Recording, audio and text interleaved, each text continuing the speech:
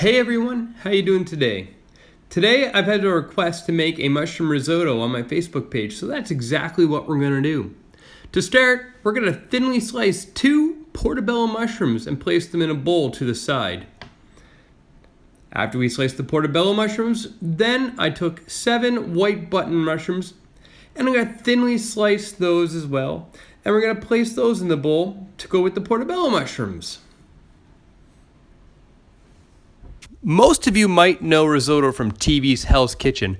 However, it's actually a northern Italian rice dish where it's cooked in broth until the rice is nice, creamy, and thick. Next, we're going to take 2 shallots and finely chop them. A shallot is sort of like a cross between garlic and onion. It's got a much milder and sweeter flavor than onion and a subtle hint of garlic to it as well. It's really going to complement the earthy, savory flavor of the mushrooms, also known as umami. So we're going to chop these shallots up nice and tiny and put them in a bowl to the side.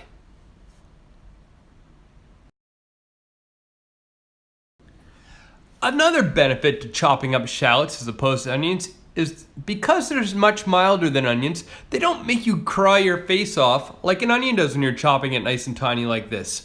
That is definitely an added bonus.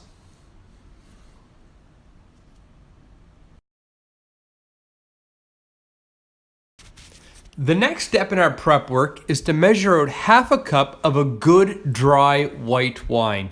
I decided on a Pinot Grigio, however you could also use a Chardonnay or a Sauvignon Blanc. And the reason I say choose a good one, you're only using half a cup out of that bottle of white wine, and you may as well be able to enjoy the other 3.5 cups that are in there to yourself. As you can see, I've measured out half a cup, and that's going to get added a little bit later on. Now that the prep work is all finished, we're going to heat 2 tablespoons of olive oil in a non-stick skillet. We're going to add our mushrooms and we're going to continually stir them for about 5 minutes until they're reduced in size, golden yellow, and soft.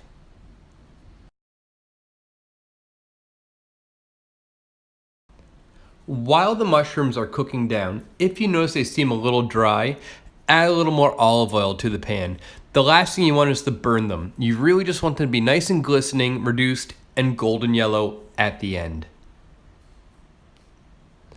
While we flip our mushrooms, I will mention, mushrooms is just one option.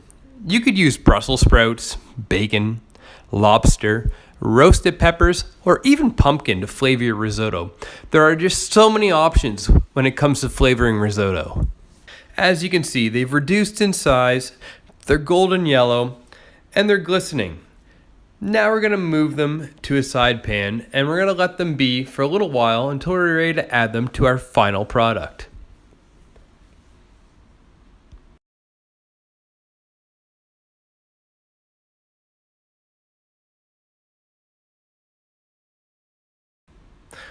Okay, now things are going to get serious. We're going to add another tablespoon of olive oil to the pan, and then we're going to chuck our shallots in there as well.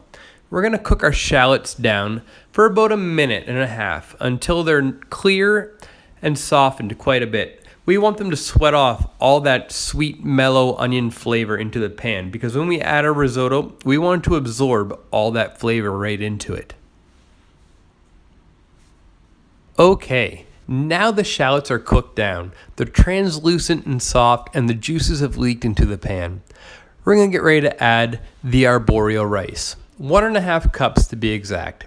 Arborio rice is a northern Italian short grain rice. It's really high in starch, and when you cook it down with broth, it ends up like good parenting skills, firm yet smooth. We're going to stir it around the pan until it's nice and coated in all that olive oil and the juices from the shallots. Once that's finished, remember that wine we measured out earlier on? We're going to get ready and we're going to chuck that 1/2 cup of white wine into the skillet with the rice.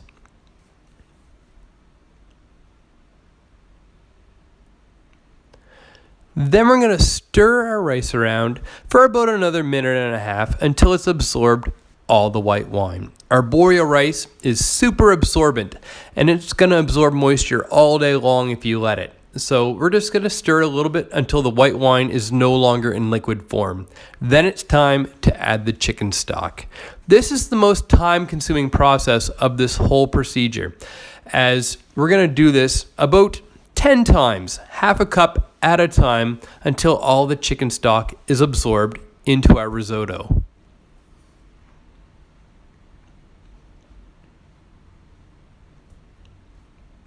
Again, chicken stock is just a suggestion. You could add vegetable stock, beef stock, even seafood stock if you wanted to if you're making lobster risotto.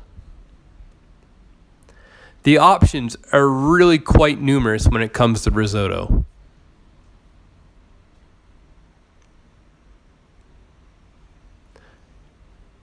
We're going to continue to let that cook down, and we're going to repeat that stock process over and over until 5 cups have been added.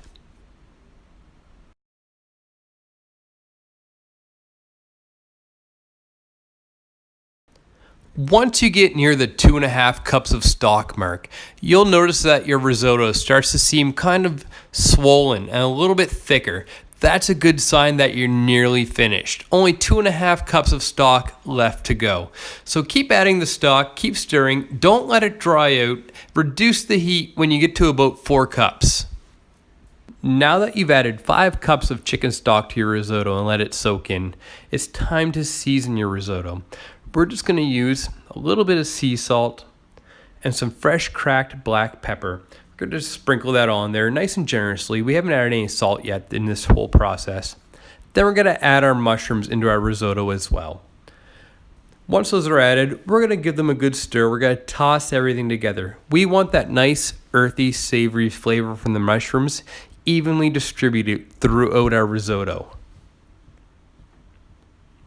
The final step of our risotto is to give it that little extra creamy Italian touch. And to do that, we're going to add 4 tablespoons of butter and 1/3 of a cup of freshly grated Parmesan cheese. We're going to stir that all together, and you're going to be able to really see this get a nice creamy texture to it. When all is said and done, you should have a nice beige colored risotto with a nice earthy, savory aroma to it. And for the finishing touch, I added some freshly chopped basil that I grow in my kitchen.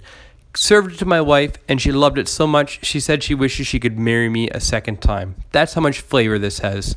Thanks for watching. Check out Old Brother Cupboard on YouTube and keep sharing my videos, guys. I'll see y'all next time.